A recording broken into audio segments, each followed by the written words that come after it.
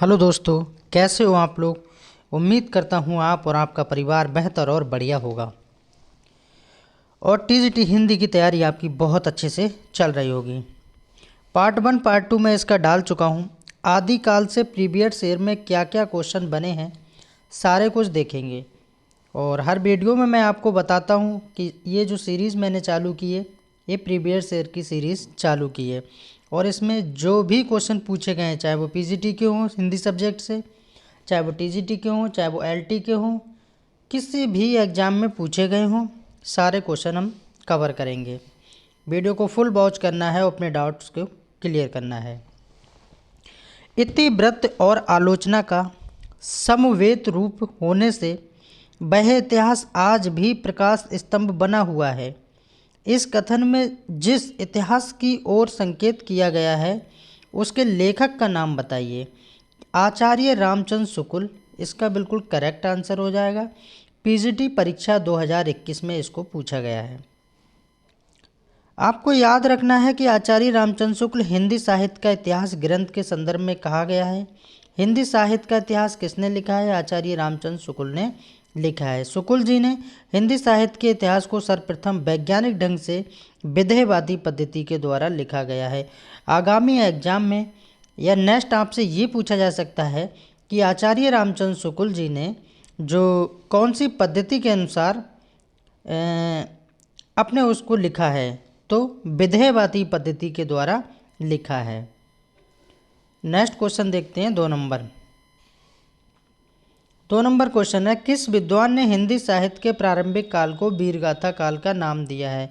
तो किसने दिया है? आचार्य रामचंद्र शुक्ल ने हिंदी साहित्य के प्रारंभिक काल को वीरगाथा काल का नाम दिया है। पीजीटी परीक्षा 2005 में इसको पूछा गया है। और सभी भाई बहनों से रिक्वेस्ट है, अगर वीडियो अच्छी लग रही है तो प्लीज़ वीडियो को लाइक ज़रूर किया करें और चैनल को हो सके तो सब्सक्राइब कर लें। बाकी आपकी मर्ज़ी है, वीडियो अच्छी नहीं है तो सब्सक्राइब ना करें। अगर ठीक है, लग रहा है कि आपके लिए अच्छी वीडियो है तो आप सब्सक्राइब कर सकते हैं। इससे कई क्वेश्चन बनेंगे और सारा कुछ यहाँ से कवर करेंगे हम। हिंदी साहित्य के विभिन्न विद्वानों ने प्रारंभिक काल का भिन्न भिन्न नामों से वर्गीकरण किया है, देख लेते हैं। जैसे कि चारण काल किसने कहा है?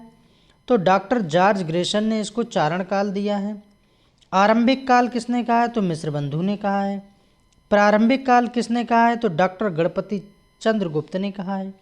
वीरगाथा काल मैंने अभी बताया था, इससे क्वेश्चन बना है। आचार्य रामचंद्र शुक्ल ने कहा है वीरगाथा काल को। सिद्ध सामंत का योग राहुल सात्यायन ने कहा है। राहुल सात्यायन ब्राह्मण जाति में पैदा हुए थे। सात्यायन क्या है? उनका गोत्र है और राहुल उनका नाम है बचपन का। ठीक है। बाद में इन्होंने बौद्ध धर्म को अपनाया। 25 से 27 देशों की यात्रा की। आततो घुमक्कर जिज्ञासा राहुल सात्यायन का ही निबंध है। काफ़ी कुछ इनके बारे में पूछा जाता है। तो सिद्ध सामंत योग किसने दिया? राहुल सात्यायन ने दिया। बीज बपन काल किसने दिया? महावीर प्रसाद द्विवेदी ने दिया। वीर काल किसने दिया? वीर गाथा किसने दिया? तो आचार्य रामचंद्र शुक्ल ने दिया। वीर काल किसने दिया? तो विश्वनाथ प्रसाद ने दिया था। आदिकाल किसने दिया? हजारी प्रसाद द्विवेदी ने दिया, जिन्होंने कुटुज लिखा है निबंध। ठीक है। अशोक का फूल लिखा है हजारी प्रसाद द्विवेदी। चारण काल तथा संधि काल का नाम डॉक्टर रामकुमार वर्मा ने दिया है, जिनको एकांकी का जनक कहा जाता है। ठीक है। एकांकी का जैसे दीपदान, बहुत सारे एकांकी का सम्राट, एकांकी का जनक डॉक्टर रामकुमार वर्मा। आधार काल का नाम किसने दिया है? डॉक्टर मोहन अवस्थी ने दिया है।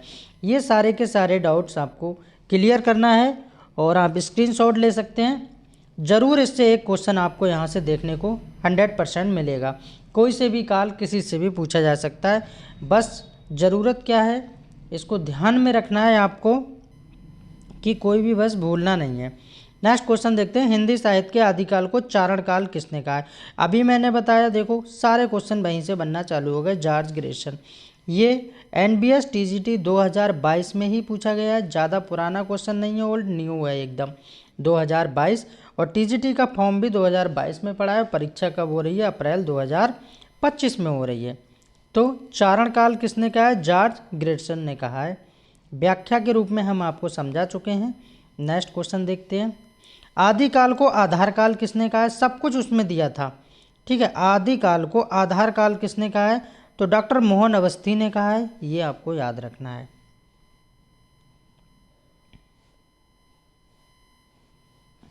नेक्स्ट क्वेश्चन देखते हैं, आदिकाल को चारण काल किसने कहा है?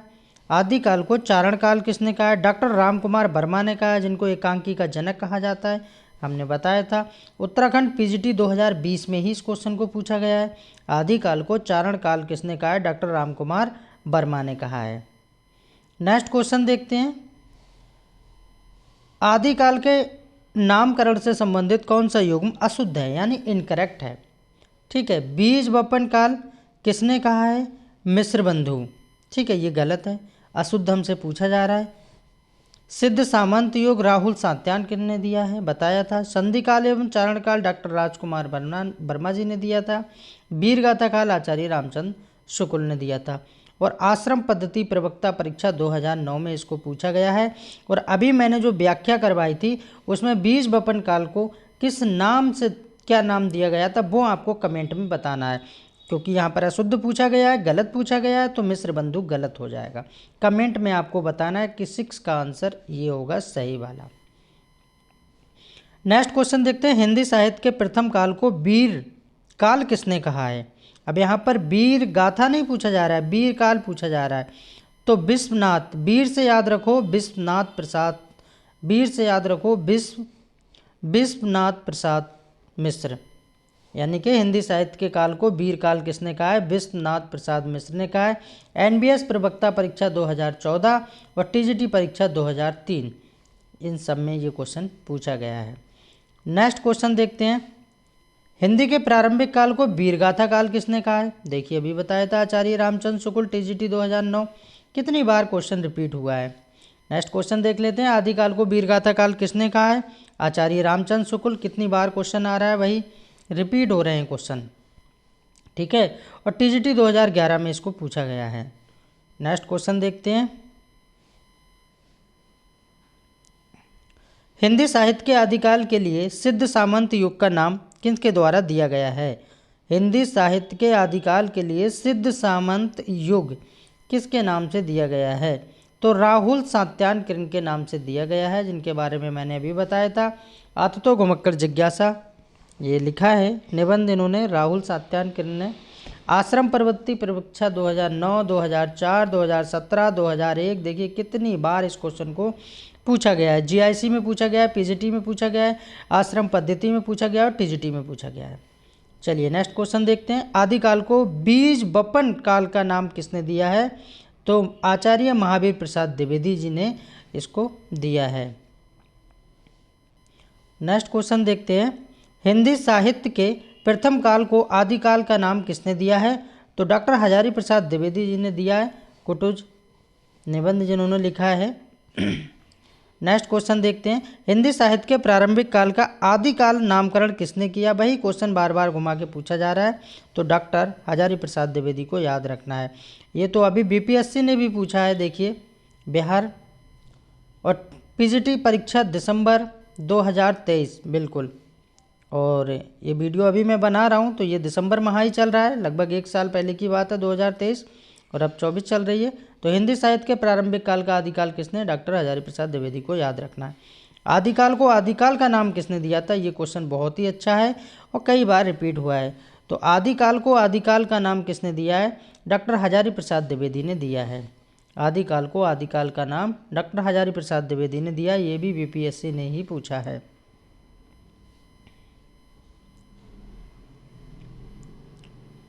और वीडियो अच्छी लग रही तो प्लीज़ वीडियो को लाइक ज़रूर कर दीजिए। आप लाइक नहीं करते हो, कमेंट में अपना सुझाव भी ज़रूर दे सकते हैं।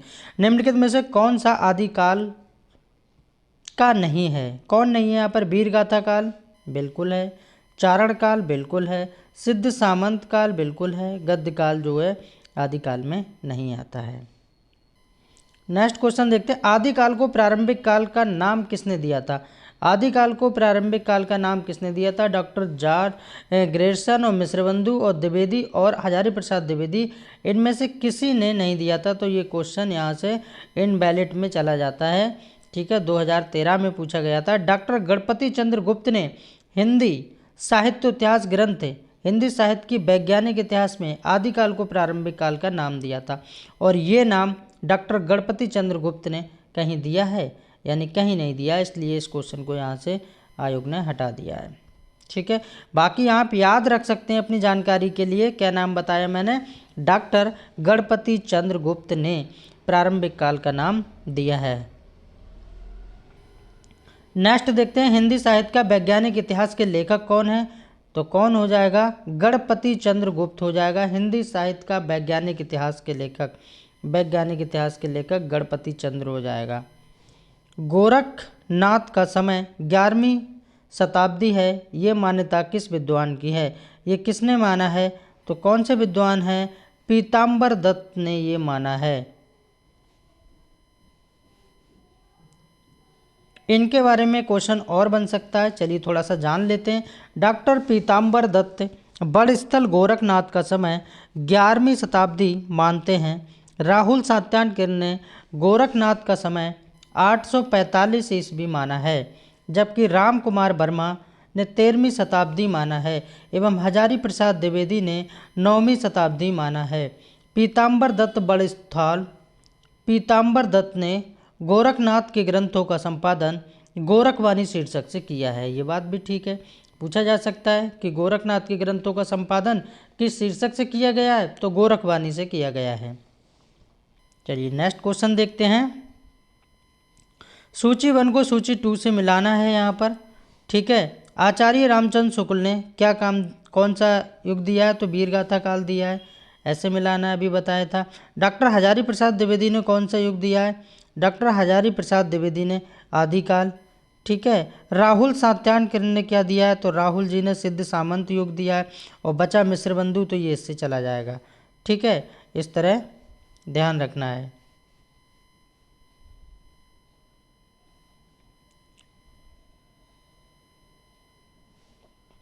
यहाँ पर भी देख लीजिए, आचार्य रामचंद्र शुक्ल जी ने वीरगाथा काल का नाम दिया है, डॉक्टर हजारी प्रसाद द्विवेदी ने आदिकाल का नाम दिया है, राहुल सात्यायनकर ने सिद्ध सामंत युग का नाम दिया है, और मिश्र बंधु ने आरंभिक काल का नाम दिया है।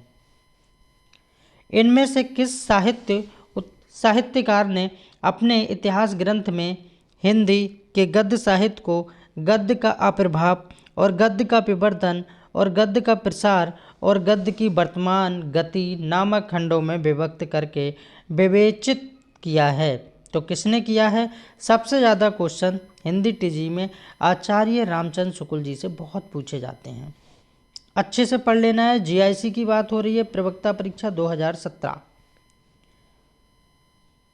डॉक्टर राम कुमार वर्मा ने हिंदी साहित्य का आरंभ कब से माना है, एक नाम दे दिया। हिंदी साहित्य का नाम तो कई लेखकों ने अलग अलग माना है, लेकिन जब एक नाम दे दिया जाए कि डॉक्टर राम कुमार वर्मा, तो डॉक्टर राम कुमार वर्मा जो कि एकांकी के जनक कहे जाते हैं, तो 693 माना है उन्होंने समय, क्या माना है, 693 को माना है हिंदी साहित्य का आरंभ काल, और NBS TGT 2019 में इसको पूछा भी गया है।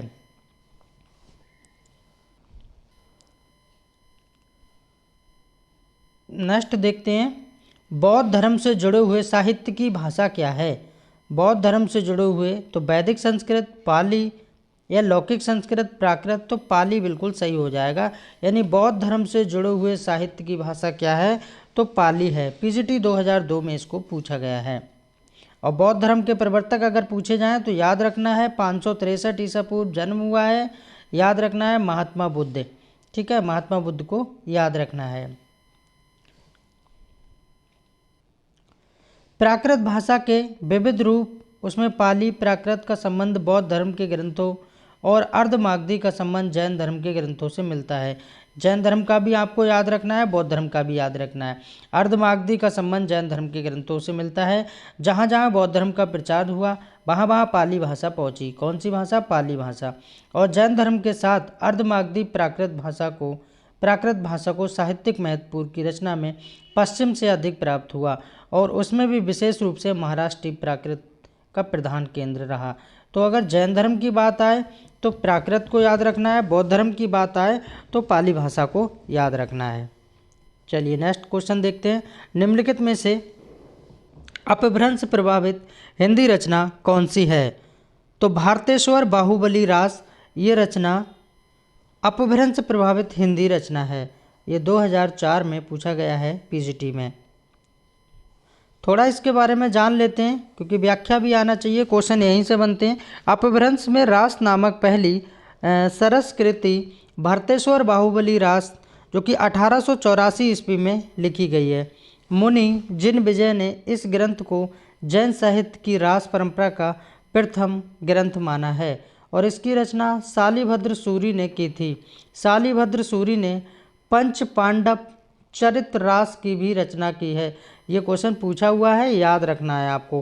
पंच पांडव चरित्र रास की रचना किसने की है? शालिभद्र सूरी ने की है। खुमार रासों के 43 छंद प्राप्त हुए हैं।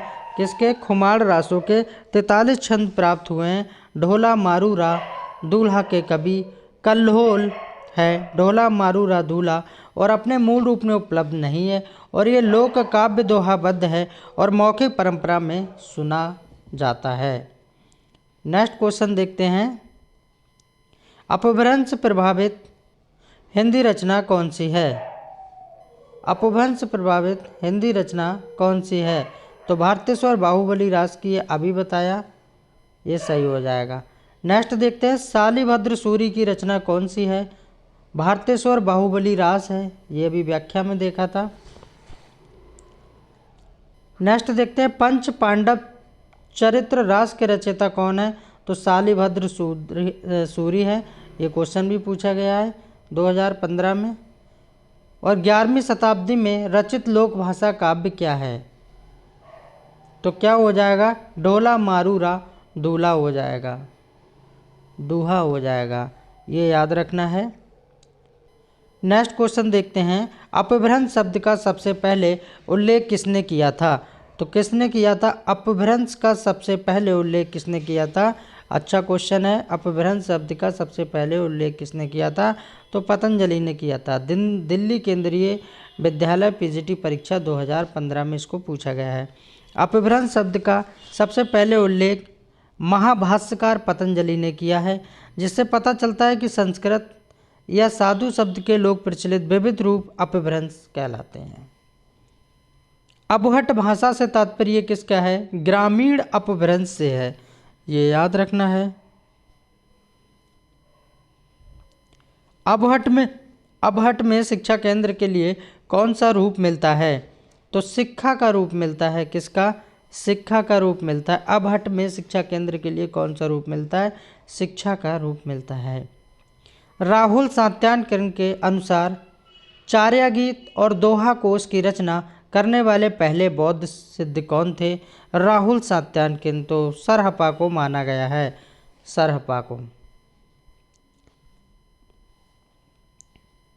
राहुल सात्यायन के अनुसार चार्या गीत और दोहा कोश की रचना करने वाले पहले बौद्ध सिद्ध सरहपा हैं, तो इनका भी नाम आता है सरहपा का। सरहपा को हिंदी का पहला कवि माना जाता है, याद रखना है। हिंदी का पहला कवि किसको माना जाता है? सरहपा को माना जाता है। राहुल सात्यायन ने सरहपा का समय 760 ईस्वी में स्थिर किया है, यानी 760 माना गया है। अधिकांश विद्वानों को यही समय मान्य है। तो बच्चन सिंह ने लिखा है, डॉक्टर बच्चन सिंह ने लिखा है, आक्रोश की भाषा का पहला प्रयोग सरहपा में ही दिखाई देता है। यानी अधिकतर विद्वान, अधिकतर लेखक ये बात मानते हैं। निम्नलिखित में से कौन सा नाम सिद्ध परंपरा की योगिनी का नहीं बल्कि योगी का है? ये बताना है आपको। तो इसका करेक्ट आंसर हो जाएगा पुतलिपा। पुतलिपा बिल्कुल ठीक हो जाएगा। अब इसके बारे में थोड़ा सा और पढ़ लेते हैं। सिद्ध साहित्य आदिकालीन हिंदी साहित्य की एक प्रमुख काव्य धारा है और सिद्धों की कुल संख्या कितनी मानी गई है? 84 पूछा जा सकता है, नोट डाउन कर सकते हैं। पूछा जा सकता है सिद्धों की संख्या कितनी है? तो 84 मानी गई है, 84 सिद्ध माने गए हैं, जिसमें मणिभद्रपा, लक्ष्मीकरा तथा कलखनापा योगिनी थीं। इन तीनों के अतिरिक्त मेखलापा भी सिद्ध योगिनी थी। इस प्रकार 84 सिद्धों में से 4 महिलाएं थीं। कहा जा सकता है मैन कितने थे? 80 थे और वुमेन कितनी थी? 4, यानी 4 महिलाएं थी और 80 पुरुष थे। पुतलिपा भी सिद्ध कवि थे जो शूद्र वर्ण के माने जाते हैं। कौन सा वर्ण? शूद्र, यानी ब्राह्मण, क्षत्रिय, वैश्य और शूद्र में से शूद्र को माना जाता है, जिसमें ब्रह्मा जी के अनुसार शूद्र की उत्पत्ति पैर से मानी जाती है। साथ ही साथ आपको ये भी याद रखना है, अधिकांश साहित्यकारों के अनुसार हिंदी के प्रथम कवि कौन है? अभी हमने बताया था, कौन हो जाएगा? सरहपा हो जाएगा। ठीक है, बताया गया था डिटेल में, सरहपा। नेक्स्ट क्वेश्चन देखते हैं। अब हाँ, यहाँ पर नोट डाउन कर लेना है कि डॉक्टर गणपति चंद्रगुप्त ने शालिभद्र सूरी को हिंदी का प्रथम कवि माना है। हिंदी का प्रथम कवि, कई लोगों ने अलग अलग विचार अपने प्रकट किए हैं। जब पूछा जाएगा कि डॉक्टर गणपति चंद्रगुप्त के अनुसार हिंदी का प्रथम कवि किसने माना है और किसको माना है, तो शालिभद्र सूरी को हिंदी का प्रथम कवि माना है। लेकिन किसने माना है? तो डॉक्टर गणपति चंद्र गुप्त ने माना है। दूसरा, हिंदी का प्रथम कवि स्वीकारते हुए स्वयंभू को, किसको? स्वयंभू को, स्वयंभू को हिंदी का प्रथम कवि माना है। एक तो स्वयंभू को माना है, एक तो शालिभद्र सूरी को माना है और एक तो सरहपा को माना है। लेकिन आपको नाम याद रखना है राइटरों के कि किसके अनुसार किस किस को माना गया है। तो डॉक्टर राम कुमार वर्मा के अनुसार स्वयंभू को हिंदी का प्रथम कवि माना गया है और गणपति चंद्रगुप्त के अनुसार शालिभद्र सूरी को माना गया है। चलिए नेक्स्ट क्वेश्चन देखते हैं। हिंदी के किस इतिहासकार के मत के अनुसार शालिभद्र सूरी को हिंदी का प्रथम कवि? देखिए क्वेश्चन पूछ लिया गया ना, तो क्वेश्चन ऐसे ही बन जाते हैं, बस आपको तैयारी बहुत अच्छे से रखना है। ठीक है, कोई दिक्कत की बात नहीं है। यहाँ से हिंदी के किस इतिहासकार के अनुसार शालिभद्र सूरी हिंदी के प्रथम कवि माने गए? तो किसने ये बात कही थी? तो पहले ही मैंने बताया था, डॉक्टर गणपति चंद्र गुप्त ने। ठीक है, स्वयंभू को किसने माना है? स्वयंभू को किसने माना है? तो डॉक्टर राम कुमार वर्मा ने माना है। ये भी आपको याद रखना है। और यूपीपीएससी एलटी ग्रेड परीक्षा जो 2018 में हुई थी, एक ही बार हुई है और हो सकता है कि 2025 या 26 में एलटी ग्रेड की भर्ती देखने को मिले और उसमें क्वेश्चन पूछे जाएं। तो हिंदी के किस इतिहासकार के मत के अनुसार शालिभद्र सूरी को हिंदी का प्रथम कवि माना गया है? तो डॉक्टर गणपति चंद्रगुप्त ने माना है। ये मेरी तीसरी क्लास थी प्रीवियस ईयर की, लगातार क्लास मैं आपको दे रहा हूँ।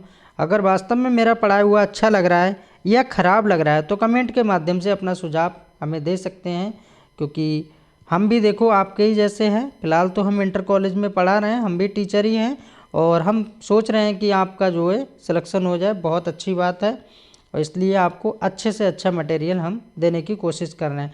यहाँ पर कोई नोट्स नहीं दिए जाएंगे, आप खुद से नोट्स बनाइए और अपनी तैयारी कीजिए, एकदम बढ़िया से अच्छे से तैयारी कीजिए ताकि आपका टीजीटी में हो जाए। मस्त रहिए, बिंदास रहिए, खुश रहिए और एक पॉजिटिव सोच के साथ अपनी तैयारी करते रहिए।